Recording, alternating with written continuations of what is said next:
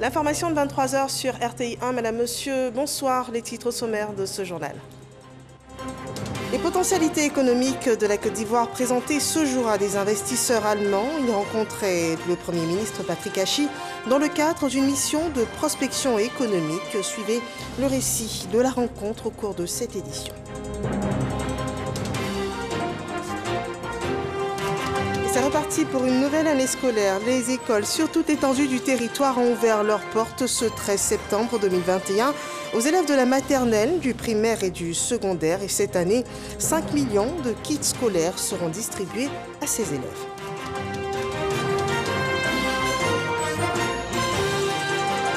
La politique sanitaire pour contrer la Covid-19, le renforcement du dispositif de prise en charge des malades au CHR de San Pedro et la vaccination de masse. Plus de 5000 festivaliers du FEMUA ont été vaccinés. Bienvenue dans ce 23 h. La primature, ce lundi, le Premier ministre exposait sur le potentiel économique de la Côte d'Ivoire. Patrick Hachi recevait des investisseurs allemands. Ils effectuent dans le pays une mission de prospection économique. Nous en parlons avec Sidonie Davila. L'éducation, la santé, l'économie numérique, l'énergie, le mobilier, différents secteurs d'activité représentés par une dizaine d'opérateurs économiques venus de l'Allemagne. Le pays veut transférer son savoir-faire à la Côte d'Ivoire. C'est ce qui justifie cette rencontre entre le Premier ministre Patrick Hachi et la dizaine d'entrepreneurs conduite par Philippe Mangou, ambassadeur de la Côte d'Ivoire en Allemagne. La présence de cette délégation dans notre pays se situe dans le cadre d'une mission de prospection organisée par l'ambassade de Côte d'Ivoire en Allemagne en vue de permettre à nos hôtes de s'imprégner des opportunités d'affaires en Côte d'Ivoire. Mais au-delà, elle vise également à établir un contact direct avec certains membres du gouvernement, avec leurs collègues investisseurs ivoiriens. Intéressés par les belles opportunités offertes par l'Allemagne à la Côte d'Ivoire, le Premier ministre a rappelé la vision du président de la République, Alassane Ouattara, pour le développement du pays. Je voudrais d'abord remercier Excellence, Monsieur l'ambassadeur. Et je crois qu'il a bien répondu à l'appel de son Excellence, Monsieur le Président de la République, que nous avons traduit dans le programme du gouvernement, qui accorde donc une place de choix au secteur privé. Je crois qu'il y a une réelle prise de conscience que le secteur privé est devenu en Côte d'Ivoire une priorité nationale dans la vision 2030 de son Excellence, Monsieur le Président de la République. Parce que le secteur privé est celui qui crée le maximum de richesses et celui qui crée le maximum d'emplois. L'Allemagne et la Côte d'Ivoire, un partenariat gagnant-gagnant. Patrick Hachi se réjouit de la qualité de l'expertise allemande. La qualité, l'expertise de la technologie allemande n'est plus à démontrer. Et je pense qu'en termes de commerce ou en termes de vente ou en termes de marketing, vous n'avez plus à faire, je dirais, la promotion de votre savoir-faire et de votre produit. Les secteurs qui ont été présentés sont en phase et compatibles avec les secteurs qui sont ceux de nos secteurs prioritaires, qui tirent la croissance durablement et de façon inclusive. Après avoir répondu aux différentes préoccupations des investisseurs allemands, le Premier ministre les encourage à accélérer le processus pour la concrétisation des différents projets. Une intention d'investir en Côte d'Ivoire a été également réitérée au cours d'une rencontre entre les investisseurs allemands et tchèques et la chef de la diplomatie ivoirienne, la ministre d'État, Candia Camara. Ces hommes d'affaires européens étaient accompagnés par l'ambassadeur de la Côte d'Ivoire en Allemagne, Philippe Mangou. Ils souhaitent investir dans les domaines de la sécurité, la technologie, la santé, l'énergie renouvelable. Les relations se renforcent entre l'Afrique du Sud et la Côte d'Ivoire. Une rencontre se tient Depuis ce lundi, ici à Abidjan, elle réunit des délégations du ministère des Relations internationales, de la coopération et d'Afrique du Sud et du ministère des Affaires étrangères et de l'intégration africaine de Côte d'Ivoire. Ces personnes sont réunies à Abidjan pour évaluer les rapports bilatéraux entre les deux pays et également engager des perspectives de renforcement de cette coopération. Et à cette occasion, le secrétaire général du ministère des Affaires étrangères a annoncé la visite prochaine du président sud-africain Cyril Ramaphosa en Côte d'Ivoire et c'est en octobre prochain. Nous l'annoncions dans les titres, c'est la grande reprise du chemin de l'école pour les élèves du primaire, du secondaire et également de la maternelle. Ce lundi, jour officiel de rentrée des classes, la ministre Mariatou Koné a débuté la distribution des kits scolaires et en tout, 5000 kits devront être remis aux élèves sur toute l'étendue du territoire national. Kader Sogodogo. École primaire publique Biaka Boda de Boisflé. Nous sommes le premier jour de l'école et le ministère de l'Éducation nationale et de l'alphabétisation lance officiellement la distribution de kits scolaires gratuits. Une mesure visant à accompagner l'école obligatoire et à lutter contre l'échec scolaire en donnant la même chance à tous les écoliers de disposer de fournitures scolaires gratuites. Une aubaine qui n'échappe pas aux bénéficiaires, les écoliers. Maman Mariatou Koné, merci. Grand merci pour les kits scolaires que vous nous offrez ce matin. Grâce à vous et surtout à notre papa Alassane Ouattara, président de la République de Côte d'Ivoire, nous allons pouvoir démarrer l'année scolaire en toute confiance afin d'obtenir de meilleurs résultats. Pour la rentrée scolaire 2021-2022, ce sont au total 5 162 730 kits scolaires qui seront distribués gratuitement pour une valeur d'environ 11 milliards de francs CFA. Boisflé, qui abrite le lancement officiel, bénéficie de 209 551 kits scolaires, soit environ 474 millions de francs CFA. À cela, il faudra ajouter du matériel didactique, dont des tables bancs d'une valeur de 140 millions de francs CFA. Les élus et les parents d'élèves étaient présents pour saluer les efforts du gouvernement en faveur de l'école dans leur localité. Symbole fort, les kits scolaires sont remis le premier jour de l'école. Le ministre de l'Éducation nationale et de l'alphabétisation, professeur Mariatou Koné, n'a pas manqué de délivrer de précieux conseils à ses écoliers. Cette activité met en synergie les acteurs et les partenaires de l'école dans une dynamique visant l'effectivité des cours dès le premier jour de la rentrée scolaire. Chers enfants, vous devez prendre soin des kits qui vous seront remis et de toutes vos fournitures scolaires. L'État de Côte d'Ivoire compte sur vous.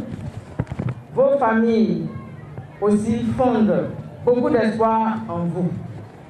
C'est pourquoi vous devez être sages, studieux, travailleurs et respectueux. Car il faut mériter la confiance de vos familles et celle de toute la nation ivoirienne. Pour accompagner le gouvernement ivoirien pour une école de qualité, les partenaires au développement seront là. L'UNICEF, en première ligne, offre pour la rentrée scolaire 1 077 394 kits scolaires, dont 750 840 pour le secondaire et 200 000 kits qui accompagnent les outils d'auto-apprentissage au primaire.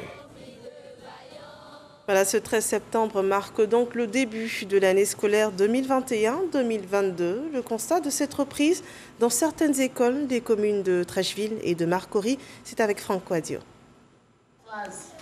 Lundi 13 septembre, c'est jour de rentrée des classes. Cette année, elle concerne environ 6,8 millions d'élèves.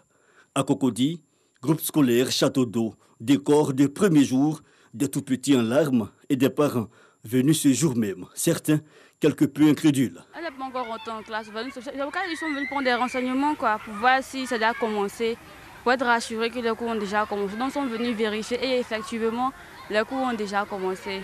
Pour assurer parents et collaborateurs, L'inspecteur de l'enseignement primaire et préscolaire de la zone visite les établissements. La reprise est assez timide, mais les élèves sont là, les enseignants sont tous à leur poste. Madame la ministre, n'est-ce pas, est venue avec de nouvelles réformes. Et donc, nous avons déjà commencé à informer nos enseignants pour dire que cette année, le français, n'est-ce pas, va occuper pratiquement 50% du temps d'apprentissage, suivi donc des mathématiques à 40% et puis les autres 10%. Des élèves satisfaits de reprendre dans un autre quartier de la commune, Cocody à Toban. Quelques heures plus tôt, les élèves sont présents. Attention, prêt pour la montée des couleurs, CM2, 1 et 2. Salut. Oui, je suis très contente. Je vais bien travailler pour avoir mon CEP. Autre commune, Koumassi, ce jour de rentrée est un moment particulier. Rétablissement de la dictée, redoublement aux primaires, suppression des frais annexes, interdiction de vente d'instruments didactiques à l'école, coefficient par discipline dans le premier cycle et évaluation annuelle des établissements privés. Quelques réformes pour cette année scolaire 2021-2022. Rappelons-le, le thème choisi par la tutelle est « Soyons tous des citoyens responsables pour une école de qualité ». Et revivons ensemble ce premier jour de classe dans la ville de Bouaké avec Charles Tatou.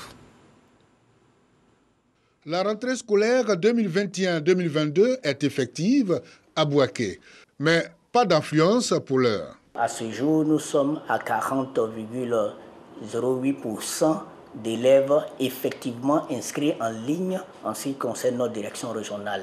Je voudrais donc appeler les parents d'élèves à inscrire directement les élèves au niveau de l'inscription en ligne, surtout qu'il n'y a rien à payer dans nos établissements, alors il n'y a rien qui justifie ce retard observé au niveau de nos élèves.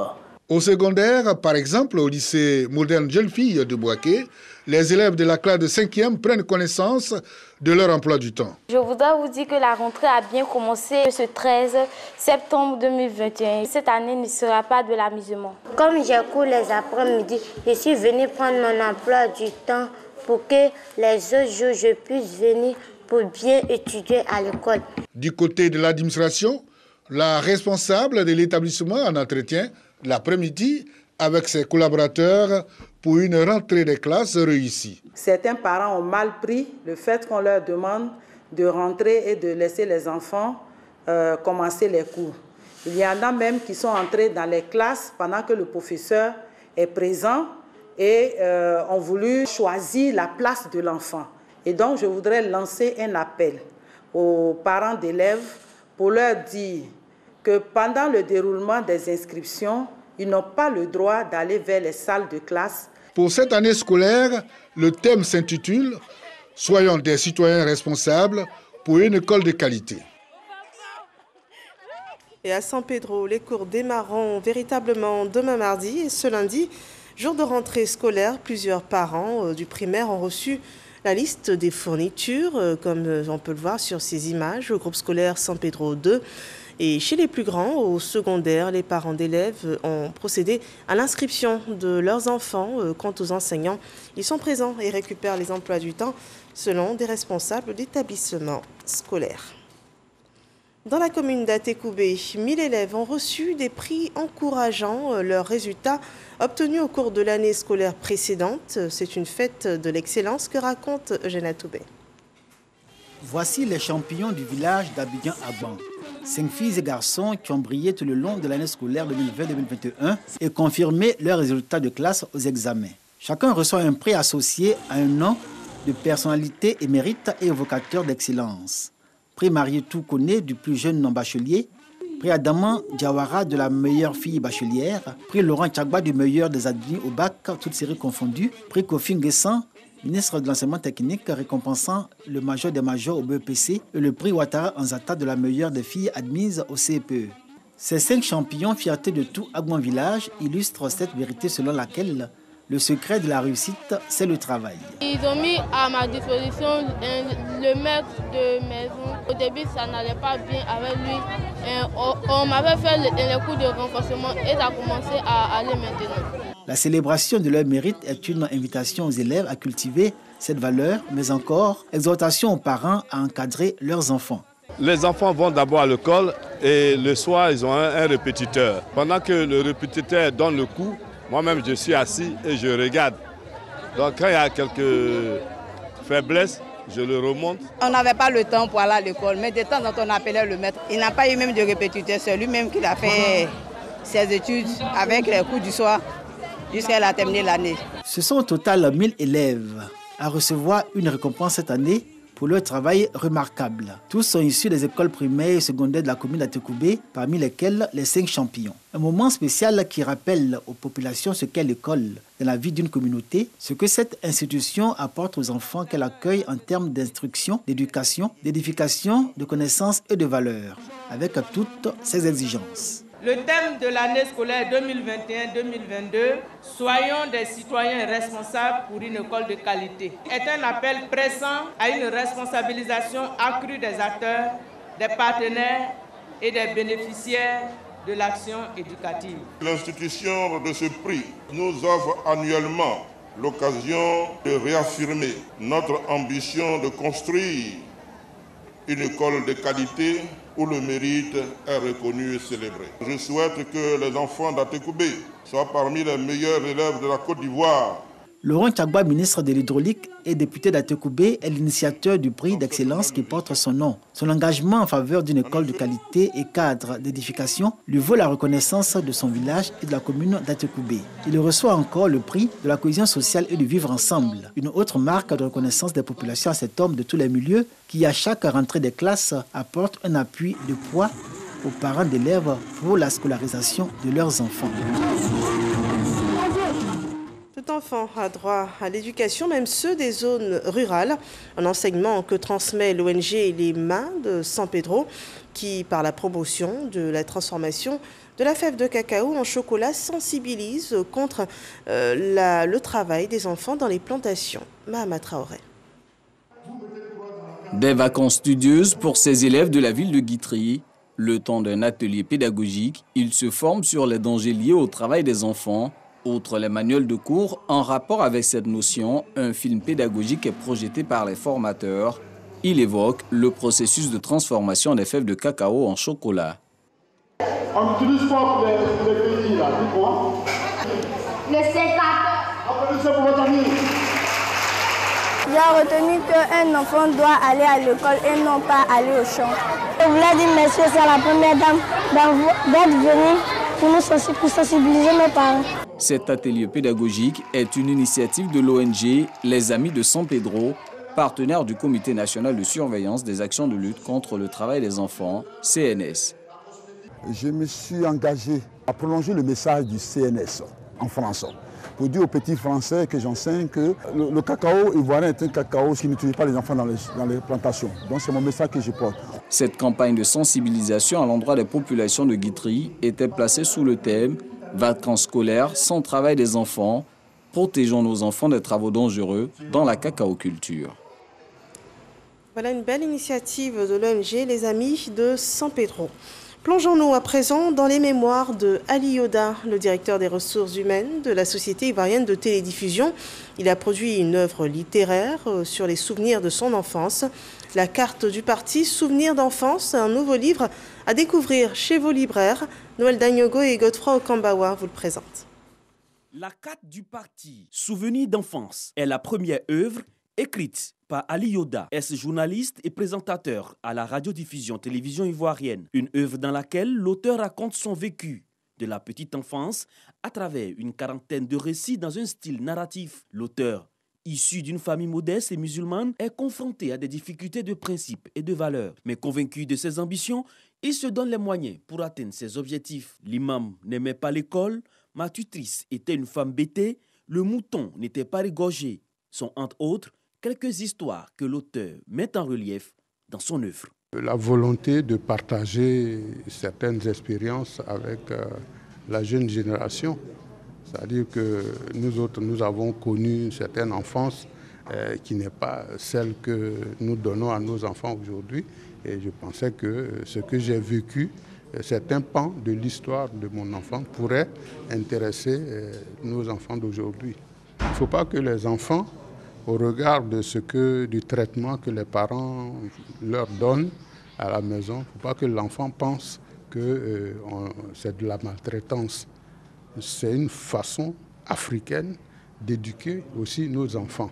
À cette dédicace, des journalistes, des ex-collègues et professionnels des médias, tous venus apporter leur soutien à l'auteur. Un sentiment de joie, de voir qu'un grand homme de la communication de notre pays, un de ceux qui ont marqué de leur temps la RTI, a décidé aujourd'hui de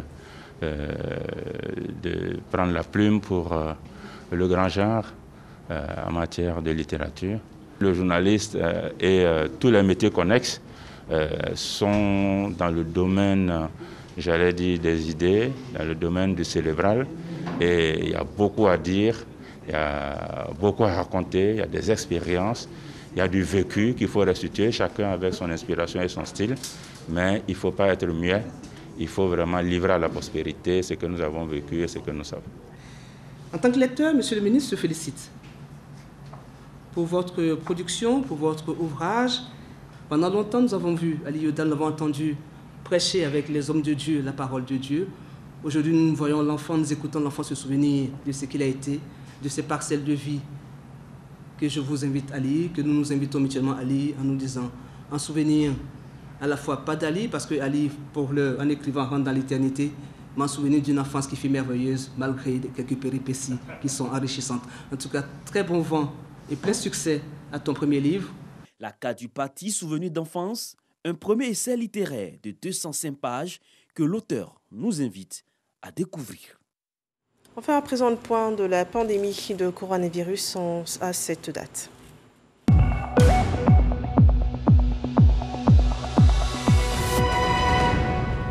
Ce 13 septembre 2021 ont été enregistrés 139 nouveaux cas de Covid-19, 58 148 cas confirmés, 56 033 personnes guéries. Il y a 520 personnes décédées en tout dans le pays. À ce jour également, le point de la vaccination est de 1 548 584 personnes vaccinées à cette date en Côte d'Ivoire. Et les stratégies pour lutter contre le coronavirus, vont au-delà de la capitale abidjanaise. À San Pedro, le CHR de la ville a reçu du matériel pour renforcer la capacité de prise en charge des personnes infectées par le virus. Nous en parlons dans ce reportage de Sam Conan. Des bouteilles d'oxygène et des manos détendeurs remis au centre hospitalier régional de San Pedro dans le cadre de la lutte contre la Covid-19. C'est une initiative des anciens de San Pedro et regroupée au sein d'une association dénommée Retrouvailles Génération San Pedro 1970-2000. Nous sommes dans une situation de la pandémie de la Covid-19. Ces malades-là, ils ont un problème respiratoire. Donc pour nous, en apportant notre soutien, les bonbonnes d'oxygène, nous venons soutenir l'action gouvernementale. Un geste salué par les responsables de la santé de la région de San Pedro. C'est une action salutaire, parce que l'oxygène, source de vie. Comme vous savez, les malades de Covid sont des grands consommateurs d'oxygène. Et donc c'est un ouf de soulagement pour nous. À San Pedro, il faut le dire tout net, les gestes barrières dans le cadre de la lutte contre le coronavirus ne sont plus respectés et appliqués. Notamment le lavage régulier des mains, la distanciation sociale et le port des masques, à part dans certaines administrations et des grandes surfaces. Monsieur le préfet a eu une rencontre avec les forces de l'ordre pour le contrôle des véhicules, c'est-à-dire les taxis, pour voir et inviter les gens au port du masque. À ce jour, 44 000 Pétrusiens ont été vaccinés pour la première dose et près de 2700 pour la deuxième dose. Les populations sont invitées à se faire vacciner et respecter les gestes barrières. Et la mobilisation contre la Covid-19 est grande dans le cadre de la stratégie de vaccination publique, vaccination de masse. Plus de 5000 personnes ont été vaccinées au cours de la 13e édition du Festival des musiques urbaines d'Anoumambo. Nous en parlons avec Issa Yeo. Malcori, INJS, Institut national de la jeunesse et des sports. Des agents de la santé sont à pied d'œuvre pour vacciner les festivaliers contre la Covid-19 de jour comme de nuit. Cette action émane du commissariat général du Festival des musiques urbaines d'Anoumambo, FEMUA, en partenariat avec le ministère de la Santé et de l'Hygiène publique pour lutter contre la pandémie. Une séance de vaccination saluée par les participants. Je suis venu me faire vacciner aujourd'hui pour me protéger et ainsi protéger mon entourage pour lutter contre la maladie à Covid. En 5 jours d'activité, plus de 5000 personnes ont été vaccinées. Une satisfaction pour le personnel de la santé. Nous pouvons dire que nous sommes satisfaits. Nous avons eu comme objectif de la part du commissariat général du FEMUA 5000 personnes pendant ce FEMUA 13. Quand vous regardez donc tous ces déferlements de jeunes qui prennent d'assaut les sites de vaccination ici au sein du FEMUA, cela augure donc de bonnes nouvelles pour la Côte d'Ivoire. Les organisateurs du FEMUA ont exhorté les jeunes à continuer de se faire vacciner contre la Covid-19, seul moyen d'éviter la maladie. La pandémie aura eu un fort impact sur tous les secteurs d'activité, le secteur agricole. La résistance des acteurs de ce secteur face à cette pandémie a été saluée par le ministre de tutelle, le ministre Kobenan Kwasi Adjoumani. Nous en parlons avec Jean-Louis Bambo. Reconstruire en mieux ensemble. Le thème de l'édition 2021 de la Journée internationale des coopératives a réuni à l'auditorium de la Caisse TAB les représentants des différentes filières de l'agriculture ivoirienne. Un thème qui veut mettre en exergue les initiatives des acteurs agricoles qui ont permis de faire face aux répercussions de la pandémie de coronavirus. C'est ensemble que les acteurs du monde agricole pourront relever les défis, les différents défis, et surtout celui de la Covid-19, pour donner un mieux-être à leurs membres et pour pouvoir donner à manger, pour ne pas dire pouvoir nourrir les habitants de la Côte d'Ivoire et du monde. Nécessité de se mettre ensemble en vue de mieux résister aux crises qui menacent la survie du secteur. Producteurs, acteurs institutionnels, mais également partenaires au développement. En appui aux coopératives et aux exploitants agricoles, plusieurs projets sont en cours d'exécution ici en Côte d'Ivoire. La mise en œuvre de ces projets s'inscrit dans la continuité de l'assistance technique que la FAO apporte à la Côte d'Ivoire à travers les ministères techniques depuis de nombreuses années. Le ministre d'État, ministre de l'Agriculture et du Développement rural, lui, a voulu rendre hommage à ces acteurs des coopératives agricoles qui ont fait preuve d'une grande résilience face à la maladie. Le gouvernement vraiment fait de son mieux pour ne pas que les producteurs soient ridicules. Mais eux aussi ils font des efforts. Il y a aussi nos partenaires techniques et financiers qui nous soutiennent dans notre volonté de développer notre agriculture et de surtout faire de la transformation. La Journée internationale des coopératives a été également l'occasion pour ces acteurs d'exposer leur savoir-faire. 33 parmi eux ont ainsi été distingués avec 10 personnalités agricoles pour leur professionnalisme à la faveur de la première édition des Awards des sociétés coopératives et institutions qui a clôturé la célébration de cette journée. Voilà, et les secteurs bougent malgré la Covid-19. Nous achevons ici cette édition d'information. Merci d'avoir suivi et rendez-vous demain, Dieu voulant, sur RTI1.